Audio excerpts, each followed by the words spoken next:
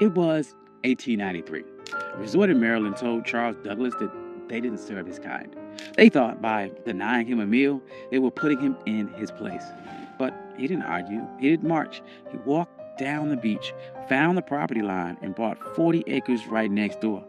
He didn't ask for a seat at the table. He bought the ground the table was sitting on. This is the story of how Charles Douglass turned a restaurant rejection into the first black municipality in the state of Maryland. This is One Mike Black History, and if you like stories like this, you can find more stories like this at onemikehistory.com. But without further ado, let's get started. To understand this heist, you have to understand the insult. It was August of 1893. The Chesapeake Bay was the playground for Washington and Baltimore's elite. The system at the time called the place Bay Ridge. It was known as the Queen of Chesapeake. It was a grand hotel, massive boardwalk, and a restaurant that promised the finest dining on the East Coast. Charles Douglass and his wife Laura, they weren't there to make trouble. They were blackocracy. Charles was a high-ranking official at the Treasury Department. He was polished, he was wealthy, and he was a veteran.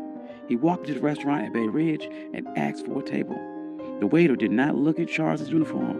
He didn't look at his credentials. He just looked at his skin color and said, "We don't serve your kind here." Now, this is the moment where the struggle would usually kick in. The textbook version of this story would tell you how sad Charles was. It would talk about the pain of segregation. But Charles Douglass didn't have time for that. He had a military mind. And he looked around the restaurant and saw white families eating. He saw the owners counting money. And he realized that their business was built on a territorial monopoly. They thought that they owned the prestige of the water. They thought by banning him, they were keeping the luxury for themselves. Charles walked out of that restaurant, but he did not leave the area. He walked down the beach. He crossed the property line, and he stood on the dirt right next to the people that insulted him. He was looking at a 40-acre tract known as Bashir's Farm. It was rugged, overgrown patch of coastline. To the owners of Bay Ridge, it was a waste of space. To the system, it was unimproved land.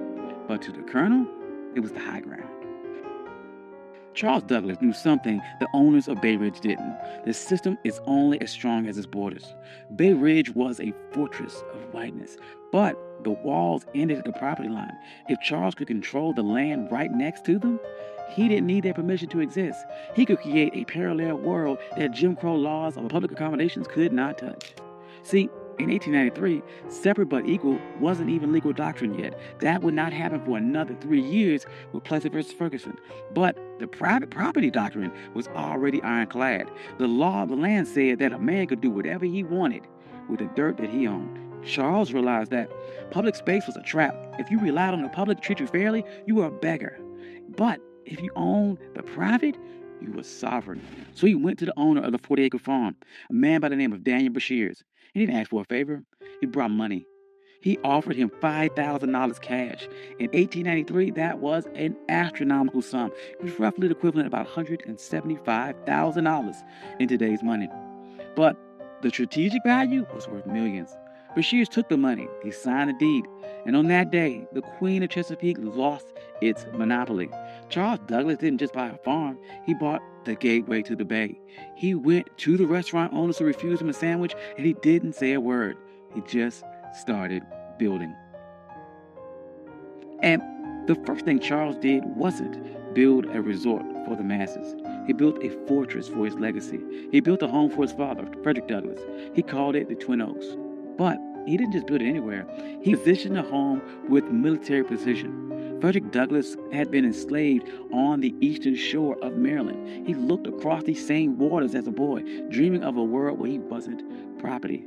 So Charles Douglass designed Twin Oaks so his father could sit on that property and look directly across the Chesapeake at the very shore where he was once owned. This was psychological warfare. It was a message to the system that if you didn't lose a slave, you lost the entire coastline.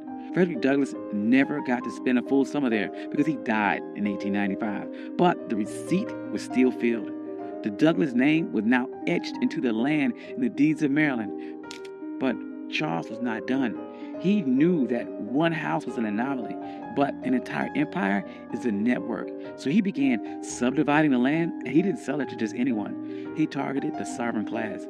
He sold lots to black doctors, black lawyers, black engineers, black poets in D.C. and Baltimore. He created a neighborhood where the white-only signs of Bay Ridge were irrelevant. By the turn of the century, Highland Beach wasn't just a place to swim.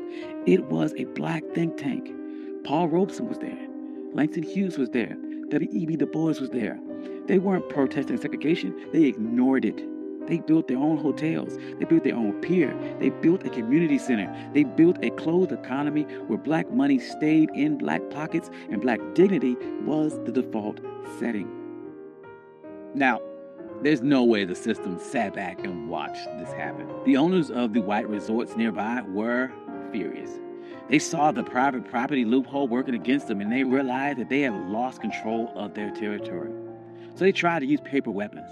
First, they tried to use vagrancy laws. They sent the police to harass people walking between the train station and Highland Beach.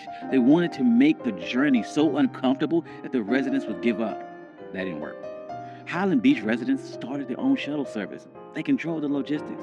Then the white resort owners tried to use a legal glitch. They realized that Highland Beach was technically a part of an unincorporated area.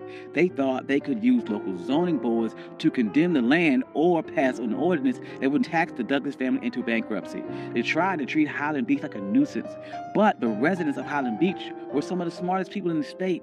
They knew that in America, the ultimate hack for land was municipal status. In 1922, they executed their final move of the heist. They petitioned the state of Maryland to become an unincorporated town.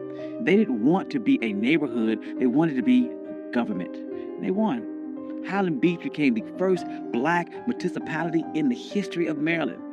Think about the payoff here. Because they were a town, they had their own mayor, they had their own police department, and they had their own zoning board. When the white resort owners tried to pass laws against them, the people of Highland Beach just passed their own laws to cancel them out. They weren't marching and asking for civil rights. They were exercising their statutory power. By the 40s and 50s, Highland Beach was the summer Apollo. While white Maryland was obsessed with keeping its beaches segregated, Highland Beach was outproducing them culture and social capital. But the winds, they are changing, and the system shifted its strategy. In 1964, the Civil Rights Act passed and the public accommodations were integrated. On paper, this was a victory. But in a world of real estate and sovereignty, it was a Trojan horse. The system realized it could not keep black people out of the water anymore, so it decided to make the land too expensive to keep. This is the new Jim Crow. As white developers realized that coastal property was the ultimate asset, they began using tax assessment and eminent domain and environmental regulations to squeeze black families off their land. In places like Hilton Head and Bruce's Beach in California, the system succeeded. They stole land back using the laws that were supposed to protect landowners. But look at Highland Beach today. It's still there. It survived the rise of developers. It survives the collapse of other resorts. It survives because Charles Douglass didn't build a charity. He built a closed-loop system. The residents of Highland Beach understood that the land wasn't just for lounging. It was for continuity. They passed these down for generations. They created trust. They created a black culture of holding the line. During the Civil Rights Movement, we get caught up about the seat of the lunch counter. But Charles Douglass reminds us that the lunch counter is just a piece of furniture, and that if someone owns a building, they can always find a reason to move the chair or keep you out. The true power is owning the blueprints.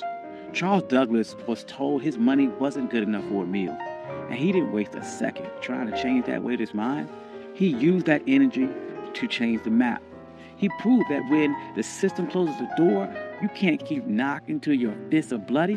You can buy the hallway. You can buy the entire building. You can buy the entire beach. You can buy the ground that it sits on. And today, Highland Beach stands as a reminder that we aren't just laborers in the American story. We are the engineers of our own exit. Thank you. This is One My Black History. I'm your host, Country Boy. If you like stories like this, you can find more stories like this at onemyhistory.com. Hope you enjoyed this. This is something different. I enjoyed this a lot. Trying to do, once again, more stories about agency, about pattern interrupts, people overcome, and how they took a system that was designed to keep you back and beat it and overcame or outsmarted that system. Hope you enjoyed that. I'd like to thank all my day ones. You guys are amazing. Thank you guys all for coming out. Like, financial contributors. Oh, yes. And if you don't see your name here, please reach out to me. I'll add your name. I'm sorry. I love you all. Peace.